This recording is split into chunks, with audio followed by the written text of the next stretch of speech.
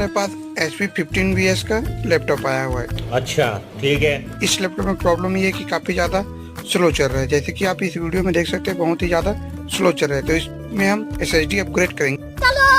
सबसे पहले पैनल के सारे स्क्रू ओपन करके हम पैनल को बाहर कर लेते हैं और ये हमारा बैटरी है, इसको भी बाहर निकाल लेते हैं। बैटरी को बाहर निकालने के बाद ये हमारा SSD स्लॉट है, इसमें 256 GB NVMe WD का SSD इंस्टॉल कर देंगे। इसके बाद प्रॉपर तरीके से बैटरी लगा के और इसके पैनल को भी लगा देंगे। पैनल लगाने के बाद इसमें हम विंडो 11 डालेंगे। विंडो 11 डाल के इसमें पार्टीशन कर देते हैं।